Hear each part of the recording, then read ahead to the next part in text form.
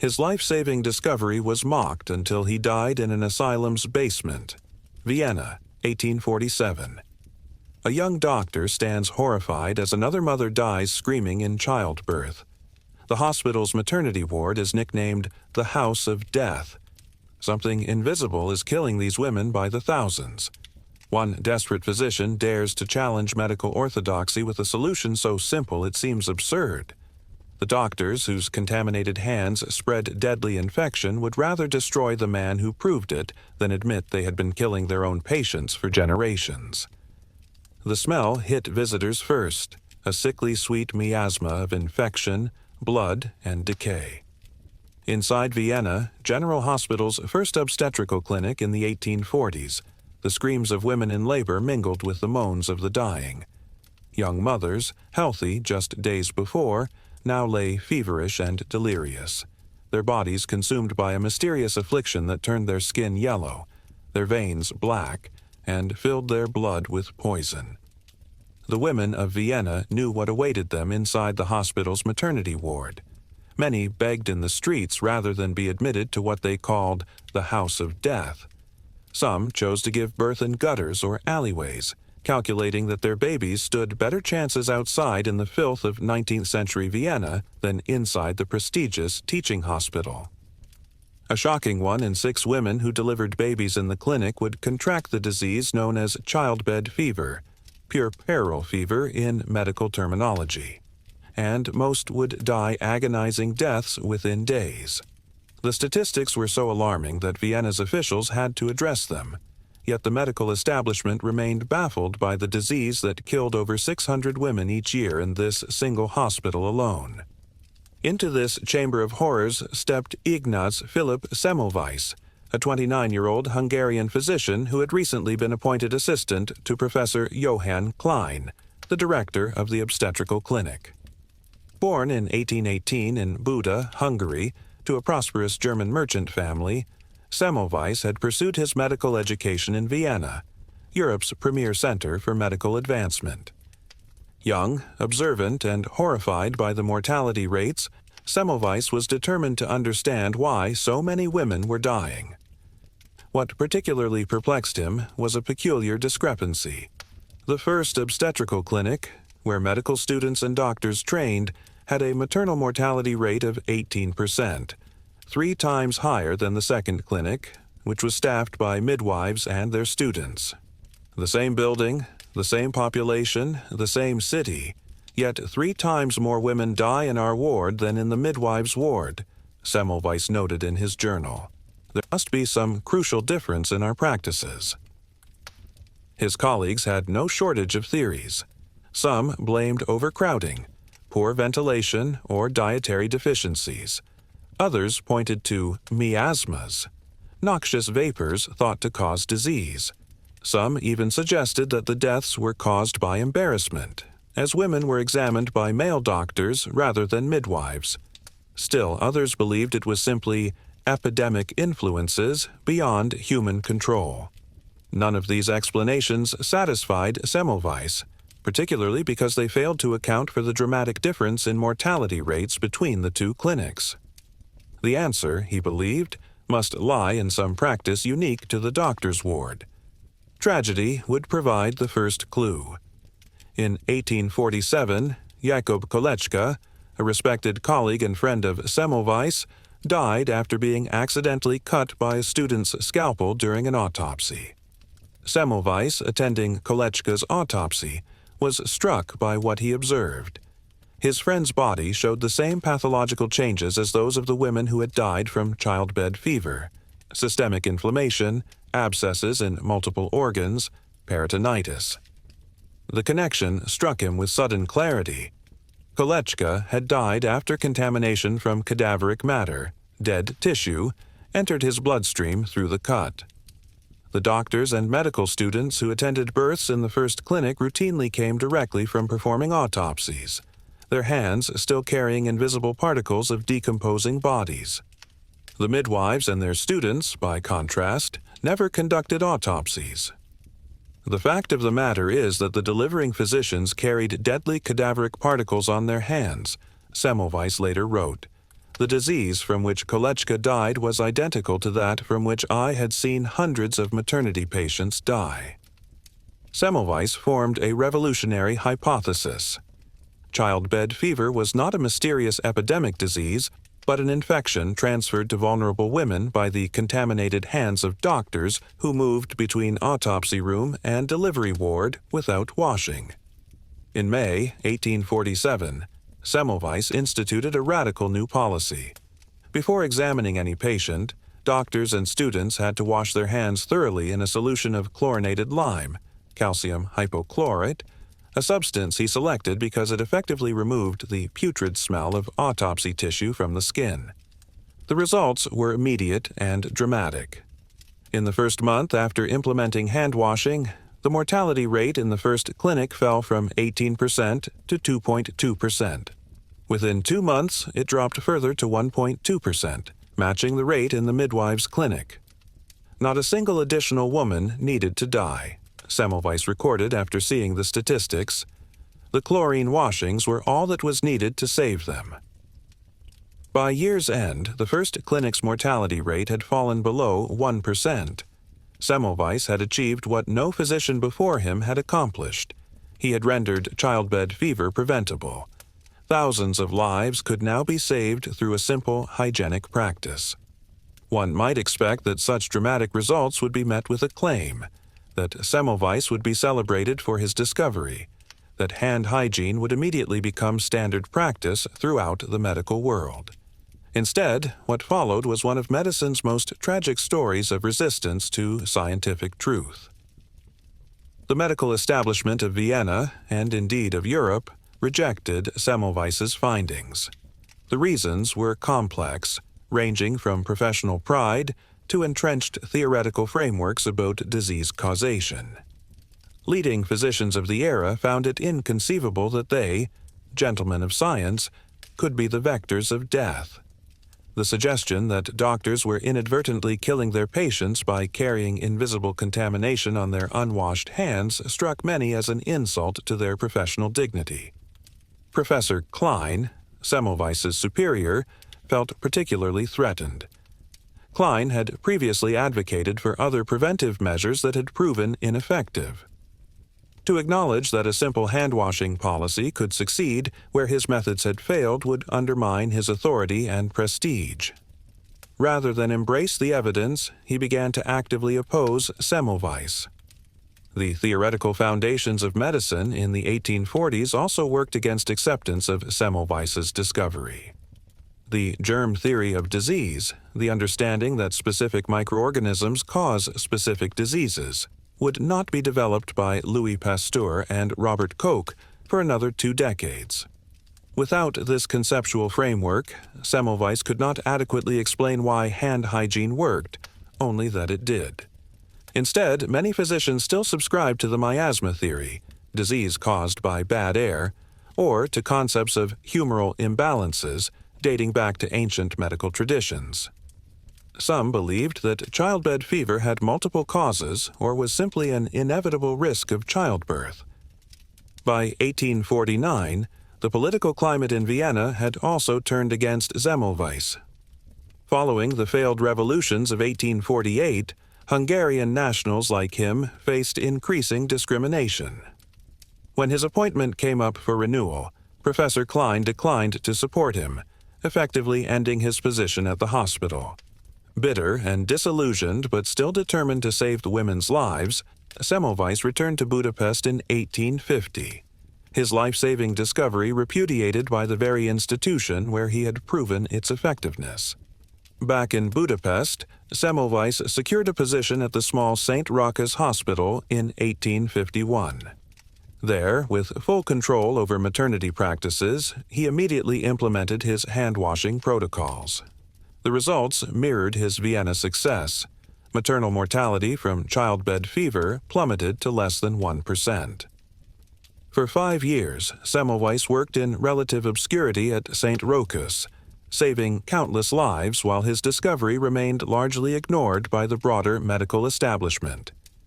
In 1855, he was finally appointed professor of obstetrics at the University of Pest. giving him an academic platform from which to advocate for his prevention method. Yet even as he accumulated more evidence supporting his discovery, the rejection from his peers continued. The prevailing medical theories simply had no place for Semmelweis's observations.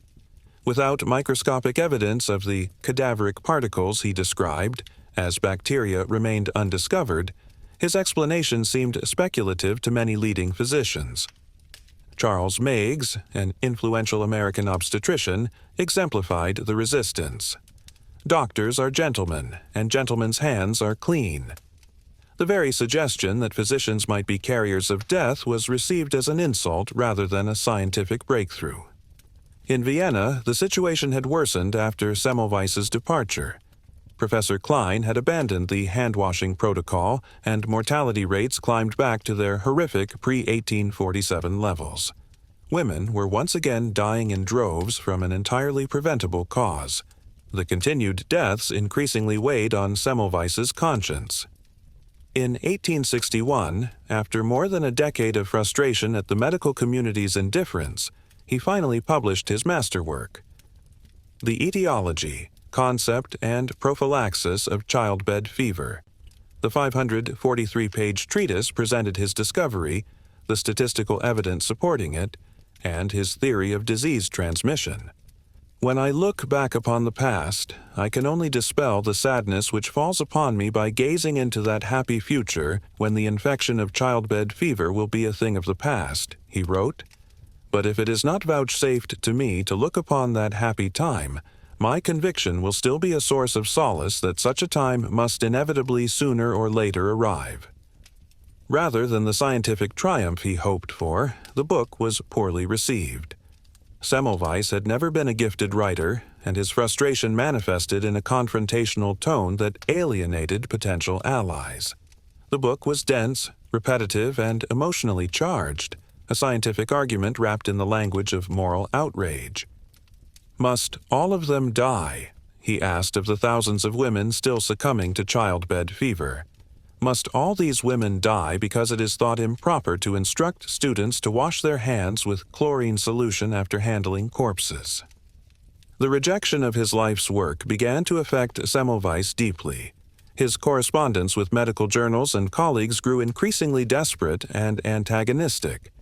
He penned open letters to prominent obstetricians across Europe, letters that revealed a man slipping toward the edge of psychological stability. In one such letter to Franz Siebold, a German professor of obstetrics, Semmelweis wrote, "Your teaching, Herr Professor, results in the murder of patients. I declare before God and the world that you are a murderer, and the history of childbed fever would not be unjust to you if it memorialized you as a medical Nero." To the prominent Viennese professor Scanzoni, "Your teaching on childbed fever is based on the dead bodies of lying-in women slaughtered through ignorance, and I proclaim that you have no other choice than to acknowledge my teaching and become my follower." These letters, combining scientific argument with visceral accusations of murder, only hardened the resistance against him. His former colleagues in Vienna dismissed him as unstable. Even those who might have been sympathetic were repelled by his increasingly erratic behavior. By 1865, Semmelweis's mental state had deteriorated significantly. His colleagues and family noticed alarming behavioral changes: severe mood swings, unpredictable outbursts, memory lapses, and deep depression alternating with intense agitation. Some modern medical historians suggest these symptoms may have indicated the onset of early dementia, possibly from neurosyphilis or Alzheimer's disease, though such retrospective diagnoses remain speculative. What is certain is that the psychological toll of watching women die needlessly for nearly 2 decades while his solution was rejected had worn away at his resilience. "I am not one to give up my convictions easily," he had written years earlier. "I am by nature combative, but here I ask myself, if every inch must be fought for, is it worth the struggle?" In July 1865, his condition reached a crisis point.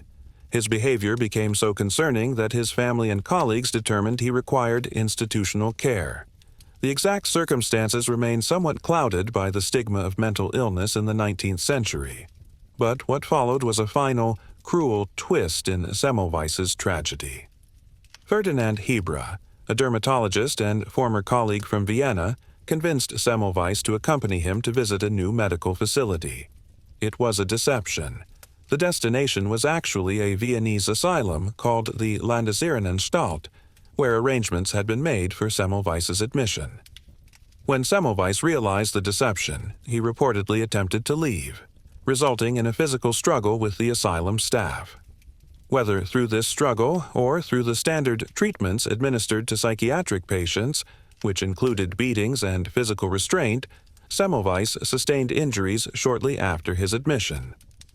Within 2 weeks of entering the asylum on August 13, 1865, Ignaz Semmelweis was dead at the age of 47.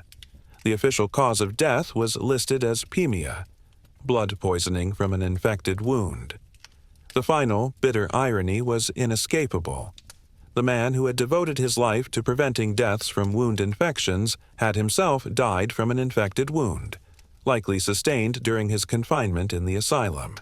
The autopsy revealed extensive inflammation throughout his body, gangrenous tissue, and abscesses, the very symptoms of the septic condition he had worked to prevent in countless mothers. A middle finger on his right hand was crushed and gangrenous, with the bone exposed. He had been beaten and then neglected as infection spread through his body. Semmelweis was buried in Vienna, far from his Hungarian homeland. His funeral was sparsely attended. In his native Budapest, a brief notice in the medical journal announced his passing. There were no eulogies celebrating his contribution to medicine, no recognition of the thousands of lives his discovery had saved. The man who had fought so desperately to make doctors wash their hands was silenced, his warnings still unheeded. As his body was lowered into the grave, childbed fever continued to claim lives across Europe's finest hospitals. The doctors who could have prevented these deaths by the simple act of hand-washing continued to move from autopsy to delivery room with unwashed hands, unwittingly spreading the very infection Semmelweis had revealed. For years after Semmelweis's death, childbed fever continued to claim thousands of lives annually across Europe's maternity wards. The practice of hand-washing remained largely ignored. His name faded into obscurity, his work dismissed as the ravings of a madman. Yet within a decade of his death, the scientific landscape began to shift. In Paris, Louis Pasteur was conducting experiments that would establish the germ theory of disease. By the late 1860s, Pasteur had demonstrated that specific microorganisms caused specific diseases, and that these microbes could be transmitted through the air and by direct contact. In 1867, the British surgeon Joseph Lister, influenced by Pasteur's work, published his groundbreaking paper on the antiseptic principle in the practice of surgery. Lister had been using carbolic acid to sterilize surgical instruments and clean wounds, dramatically reducing post-operative infections. His success lent credibility to the concept that invisible organisms caused infection, the very principle Semmelweis had intuited 2 decades earlier without the benefit of microscopic evidence.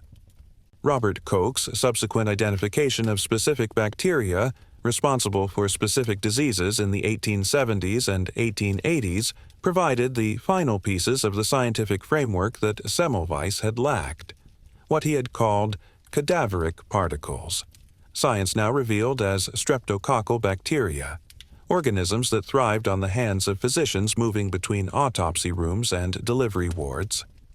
The vindication of Semmelweis came too late for the man himself, but gradually his contribution began to be recognized.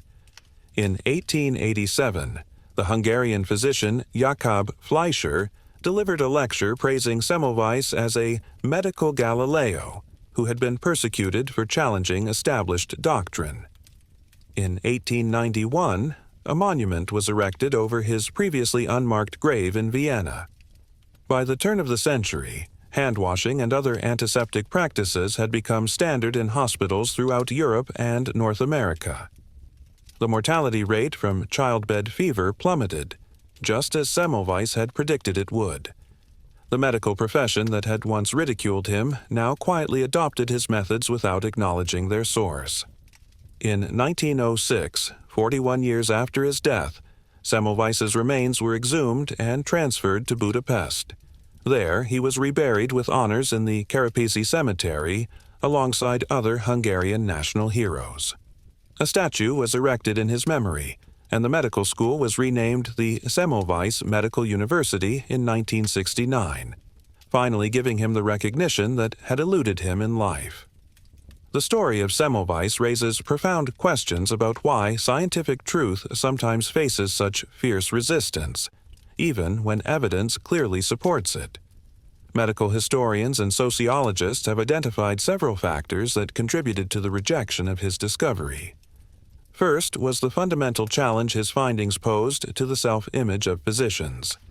In an era when doctors were establishing medicine as a respected profession based on scientific principles, Semmelweis essentially accused them of being agents of death. His discovery implied that physicians had been unknowingly killing their patients for generations, a psychologically devastating realization that many simply could not accept. No one who has power over his own mind can be forced to accept such an idea, admitted one physician who had initially opposed Semmelweis but later accepted his findings. We struggled against the knowledge that we had carried death on our own hands to so many. Second was the timing of his discovery. Semmelweis worked in a transitional period in medical history, after medicine had begun to embrace scientific methodology, but before the tools existed to fully explain his observations. Without microscopes powerful enough to see bacteria and without the conceptual framework of germ theory, his cadaveric particles seemed speculative to many of his peers. Johann Klein, Semmelweis's supervisor in Vienna, represented a third obstacle: institutional resistance. Klein had built his reputation on other approaches to reducing childbed fever. To acknowledge Semmelweis's success would undermine his own standing and authority. Rather than adapt to new evidence, Klein used his position to suppress Semmelweis's findings and eventually force him from the hospital. Cultural and political factors also played a role. As a Hungarian in the Austrian Empire during a period of nationalist tensions, Semmelweis faced discrimination. His Hungarian accent and direct manner contrasted with the refined Viennese medical establishment. After the failed Hungarian Revolution of 1848, being identified as a Hungarian nationalist became increasingly problematic for his career. Finally, Semmelweis himself contributed to the rejection of his discovery through his communication style. His initial reluctance to publish comprehensive findings, followed by his increasingly aggressive and accusatory tone when he did publish, alienated potential allies. While his moral outrage was justified, women were dying needlessly. His approach proved counterproductive. In a tragic letter written shortly before his mental breakdown, Semmelweis acknowledged this failing. Most medical lecture halls continue to resound with lectures on epidemic childbed fever and with discourses against my theories. The medical literature continues to swell with reports of puerperal epidemics, and in lying in hospitals the mortality rate is not decreasing. My teachings are no longer new. My teachings are old, but the errors they combat are still older, having existed since the beginning of medical history. The full human cost of the medical establishment's resistance to Semmelweis's discovery is difficult to calculate, but staggering to contemplate. In Vienna's first obstetrical clinic alone, over 600 women died annually from childbed fever before Semmelweis's intervention. When his hand-washing protocol was implemented, that number fell by more than 90%. Extrapolated across the decades and across all of Europe's major hospitals, the death toll from the rejection of his methods likely reached into the hundreds of thousands. young mothers who died excruciating deaths from a preventable infection, leaving behind grieving families and motherless children. Even more tragically, this was not a case where the scientific truth was genuinely unclear or where competing theories had similar evidentiary support. The statistical evidence for the effectiveness of handwashing was overwhelming and immediate. When Semmelweis instituted his protocol, the mortality rate fell from 18% to under 2% within months. No other intervention in the history of the clinic had ever achieved such dramatic results. Joseph Skoda, one of the few Viennese physicians who supported Semmelweis, summarized the moral dimensions of this resistance. The failure to acknowledge the truth of Semmelweis's doctrine has caused more fatalities than the most destructive wars of the period. Today, Semmelweis is recognized as a pioneer of antiseptic procedures and a tragic hero in the history of medicine. The term Semmelweis reflex entered the lexicon of science and philosophy, describing the human tendency to reject new evidence or knowledge that contradicts established beliefs or paradigms. Yet the full lessons of his story extend beyond medical history. The Semmelweis case reveals much about how knowledge advances, not in a steady, rational progression, but often in fits and starts, impeded by human psychology and social dynamics as much as by technical limitations. While it is tempting to view the doctors who rejected Semmelweis's findings as merely stubborn or ignorant, the reality is more complex and more troubling. Many were intelligent, well-educated men devoted to advancing medical science. Their inability to accept his discovery reflected not personal failings so much as the immense difficulty humans have in revising deeply held beliefs, especially when those beliefs are tied to professional identity and social status. As the physicist Max Planck later observed, a new scientific truth does not triumph by convincing its opponents and making them see the light, but rather because its opponents eventually die, and a new generation grows up that is familiar with it. This pattern has repeated throughout the history of science and medicine. When the British physician John Snow identified contaminated water as the source of cholera outbreaks in 1854, his findings were similarly rejected because they contradicted the prevailing miasma theory. It took decades for germ theory to displace the belief that diseases were caused by bad air. In the 1950s, when the American doctor Alice Stewart demonstrated that X-raying pregnant women increased childhood cancer rates, the medical establishment took 25 years to change its practices. The Australian physicians Barry Marshall and Robin Warren faced ridicule when they proposed in 1982 that stomach ulcers were caused by bacteria rather than stress or diet, eventually resorting to self-experimentation to prove their theory. The Semmelweis story is particularly poignant, however, because of the immediacy and clarity of his evidence and the stark human cost of ignoring it. Unlike many scientific discoveries whose benefits might be theoretical or long-term, his hand-washing protocol saved lives immediately and dramatically. The rejection of his findings had direct, measurable consequences in maternal deaths that could have been prevented. The tragedy of Semmelweis was not just that he died unrecognized and vilified, but that thousands of women died needlessly in the decades between his discovery and its eventual acceptance. Each death represented not just a medical failure, but a moral one, a sacrifice on the altar of professional pride and intellectual rigidity. In 1891, 26 years after Semmelweis's death, the Russian playwright Anton Chekhov wrote, "Doctors wash their hands before operating on patients." This simple innovation came to medicine only 10 years ago, after Dr. Semmelweis demonstrated to a disbelieving world that the infection of childbed fever is carried on the hands of doctors from the corpses they have dissected. By the early 20th century, Semmelweis had begun to receive the recognition he deserved. In 1924, the German novelist Alfred Döblin published a biographical novel about him titled The Fighting Doctor, a book for doctors and for those who suffer. Medical textbooks began to acknowledge his contribution to antiseptic practice, though often without exploring the full dynamics of why his discovery had been rejected. During World War II, a German film titled Semmelweis, Savior of Mothers was produced, presenting a somewhat romanticized version of his struggle. In 1950, American doctors created the Semmelweis Society, dedicated to improving patient safety and quality in healthcare. The centenary of his death in 1965 brought renewed attention to his work, with commemorations across Europe and medical journals publishing special issues analyzing his contributions. The Semmelweis Museum of Medical History was established in his birthplace in Budapest, preserving his papers and personal effects. Perhaps the most meaningful tribute to Semmelweis, however, is the routine practice of hand-washing that now occurs millions of times daily in hospitals worldwide.